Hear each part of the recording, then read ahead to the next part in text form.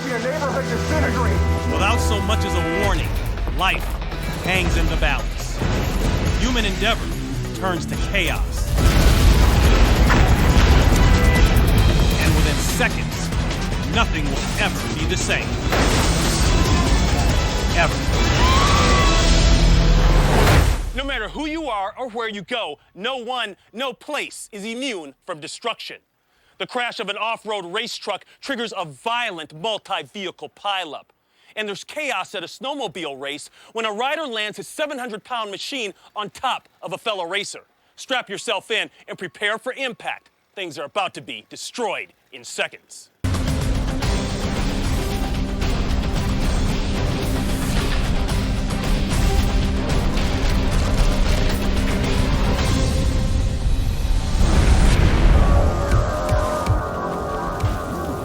It's Friday the 13th, August 2004. A massive Category 3 hurricane takes aim at southwest Florida. We are awaiting arrival of Hurricane Charlie. Storm chaser Jim Reed and meteorologist Greg Zamarripa are determined to videotape the strongest hurricane to hit the U.S. in more than a decade. Man, it's windy. But neither man is fully prepared for Charlie's onslaught. This is what it is looking like as Hurricane Charlie is coming into Punta Gorda. Winds intensify just before they slam into Punta Gorda, a town of 17,000 people. It's strong winds now. Charlie builds to a Category 4 storm, with winds reaching 150 miles an hour. Jim and Greg are trapped in the most intense part of the hurricane. We have flying debris all around us. We are caught in the eye wall of Hurricane Charlie. Where just about anything can become a deadly projectile. We are watching a neighborhood disintegrate. My son, we are being shot for our lives. You think this house is gonna go? It's bad. It's bad. Oh, hang on, Greg. Hang on. Oh my God. Watch out for the metal. We have been experiencing winds in excess of 100 miles an hour. It is tearing off roofs. The winds hurl part of a shed at Jim, nearly knocking the camera from his hands. Get behind it. It'll kill it. Oh, dear God. Fearing for his life, Greg crawls under their car until the winds finally subside. Jim sprains his wrist, and Greg suffers a gash to his knee, as well as burns on his neck from the car's muffler. Data collected from Charlie's $15 billion of destruction helps researchers implement new building and response techniques to safeguard against future storms. I have covered so many extreme weather events, but never in my life have I covered something like this. Oh my God! Oh my God! October 2003, thousands of gallons of flammable chemicals and one unintentional spark bring firefighters dangerously close to the action. Burning solvents of acetone, xylene, and turpentine spew a black poisonous cloud from this paint factory. More than 20 fire units are dispatched. Police cordon off the area. As the fire spreads, nearby residents fear they might lose their homes. The heat intensifies. Flames and thick smoke engulf all emergency personnel. Then,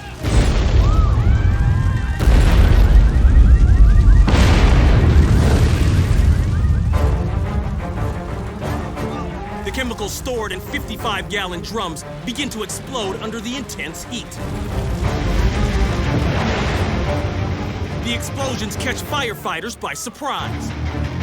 Their suits rated to protect them up to 1,000 degrees begin to catch fire. Even the streets outside the plant are overrun with flaming chemicals. After more than 30 explosions in 3 hours, it takes over 90 firefighters to bring the inferno under control. 23 people are injured, including 8 firefighters who suffer minor burns and smoke inhalation. The paint factory is completely destroyed and remains a charred ruin to this day. It's believed that the fire was sparked by a short circuit in a truck delivering paint solvents. This is the first fire ever to occur at the factory in its 30-year history. Since there is no plan to rebuild, it will be the last.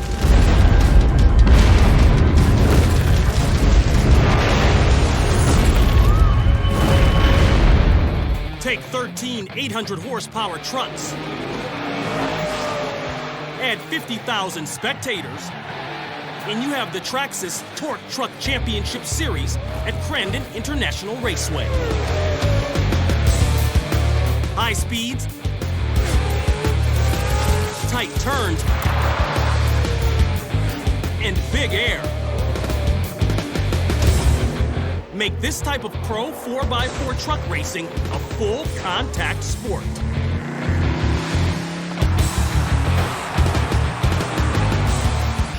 With the first turn only 200 yards from the starting line,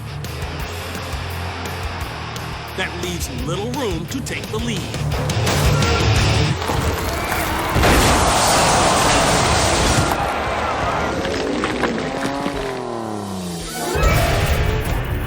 Mike Jenkins in the 47 truck takes an early lead. Entering the first turn too fast, Mike's two right wheels lift off the track. He loses control, sending him into the rails and launching him into the safety fence.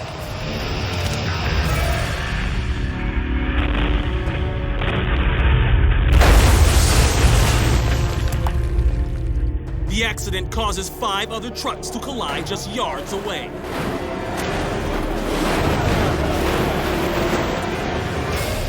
Fortunately, neither Jenkins nor any of the other drivers are injured.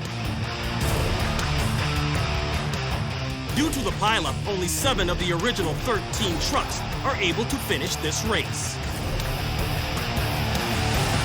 The combined cost of damages exceeds $1 million.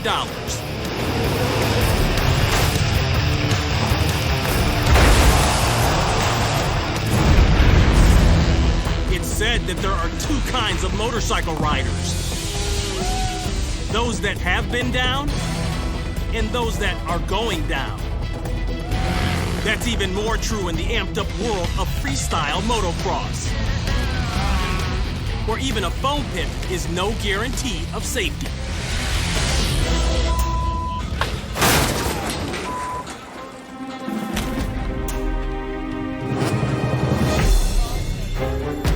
Amateur racer Ben Smolin is in the backyard of a friend who's also a motocross rider. They're practicing jumps using a foam pit, which helps riders train for dangerous stunts like backflips. Never having tried a backflip before, Ben decides to go for it. Hitting the popper ramp too slowly, he doesn't complete a full rotation. He makes a second attempt. This time, Ben loses his grip on the handlebars. He flies off his bike, misses the pit, and slams face first into a Bobcat bulldozer.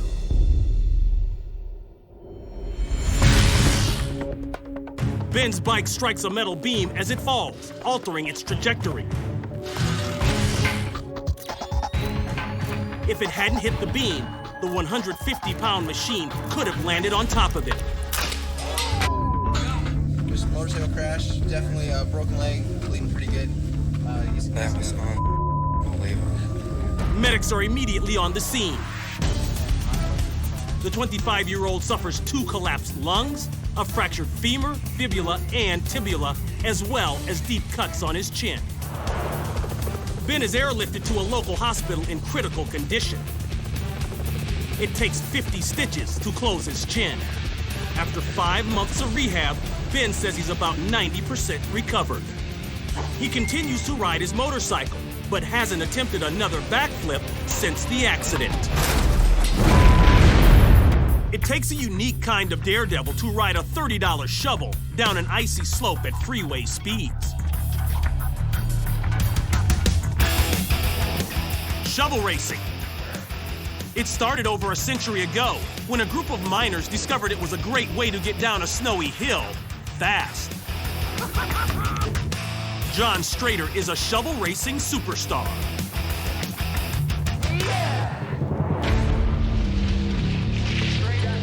By the time it's featured in the first Winter X Games in 1997, it's evolved into super modified shovel racing. The garden tool is now just a decoration added to a homemade sled. Okay, here comes John Strader. He's going to be the 2001 World Shovel Race Champion. John begins his race and quickly reaches 70 miles per hour.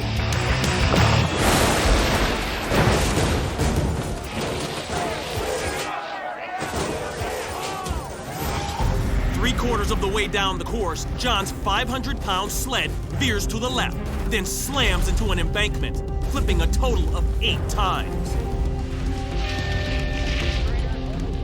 Making matters worse, he started the race by unhooking part of his safety harness to help him reach the brakes. He is crossways right there in the air. John's leg slams against the hard-packed snow as he and his sled tumble down the course. There's no sign of movement inside the sled. Devastating crash for John Strader. It's believed the crash was caused when John's sled hit a rut on the 150-yard course. There you go. In addition to breaking his back, John also bruises his heart and suffers cracks to his sternum and 3 ribs. He not only survives, but continues to race.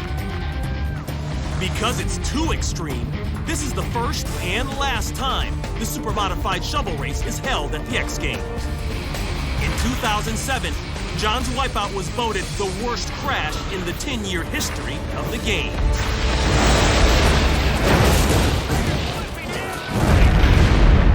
Top Fuel Hydros are not only the fastest race boats on water, they're among the most expensive to operate.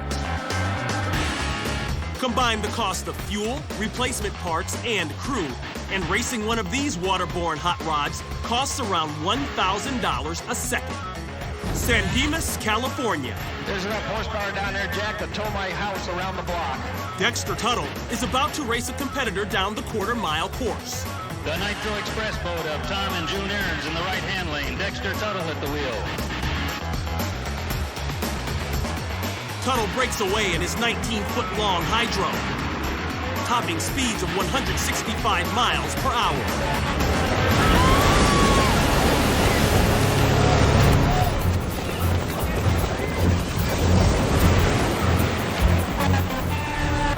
As Tuttle races across Pudding Stone Lake,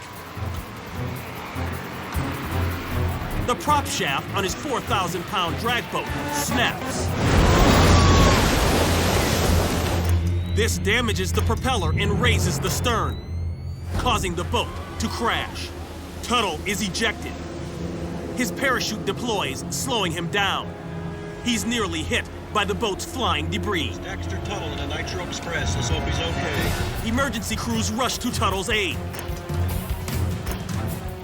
Uncertain of his injuries, they carefully bring him aboard.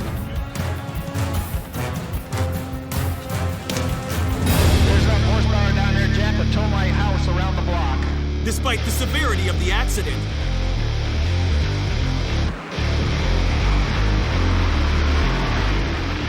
Tuttle escapes with only minor injuries. But his $200,000 race boat is completely destroyed. Shakopee, Minnesota hosts the WPSA Power Sports Snowmobile Tour Race. With nearly 75 riders competing for one of only 15 slots in the finals, racer Bobby LePage is going all out for a win. He launches off the course's longest jump and attempts to clear 75 feet, but he comes up short.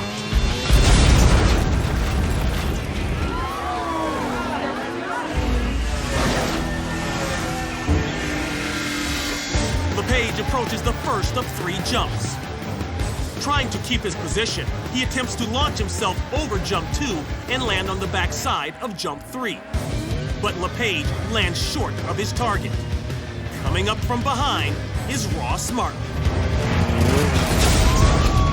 Martin and his 420-pound machine slams down on LePage. Martin's rapidly spinning track shreds LePage's protective jacket. Both men are thrown to the ground, but only Martin gets up. The impact knocks LePage unconscious. He suffers a brain hemorrhage and breaks 4 vertebrae, 3 ribs, and his left hand. Doctors tell him he'll never race again. 1 year after his accident, LePage is back on the same course.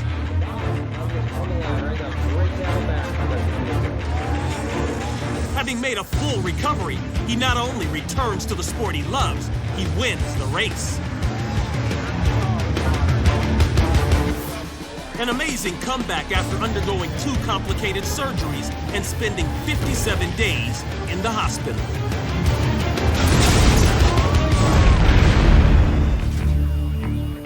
The jet age. It forever changed how we wage war.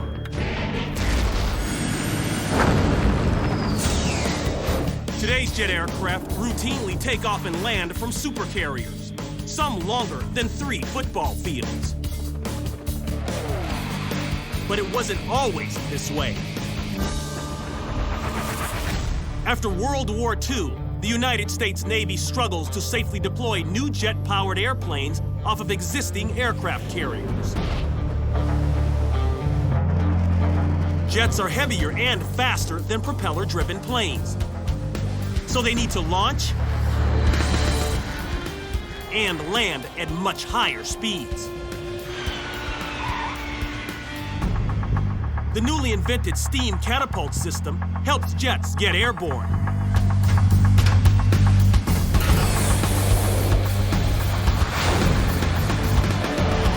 But bringing them down safely is just as problematic. This F-9F Panther lands too fast. It rips through the elastic barrier net and plows into a line of parked planes. It then plunges overboard. The pilot is able to safely eject at the last second. Landing on a moving target is fraught with danger. Lightning, close aboard. Lightning, close aboard. Air turbulence around these swift-moving carriers is often severe. It can throw off the jet's angle of approach. Attitude. Working on speed. Roger, ball. Launcher, power, power! Power, power! Check. Or dangerously slow them down. It's believed this FJ-3 Fury stalled because it was descending too slowly. The Fury plows into several parked planes, causing massive damage. Luckily, the pilot survives. Here, the F-8 approaches at too low an angle, resulting in what's known as a ramp strike. Its landing gear crippled, the jet skids off the deck and dangles 100 feet over the waves, before exploding in flames. The pilot is able to climb out and is helped to safety. The creation of supercarriers after World War II offers jets more room to take off and land, and angled decks remove parked planes from the runway. But statistics show that the U.S. Navy gains valuable knowledge from these accidents. In 1954, 776 aircraft are destroyed on or near carrier decks. By 2007, the number drops to just 16. Naval aviation has never been safer than it is today. Well, there it is. Another 30 minutes of non-stop destruction. I'm Ron Pitts. We'll see you next time on Destroyed in Seconds.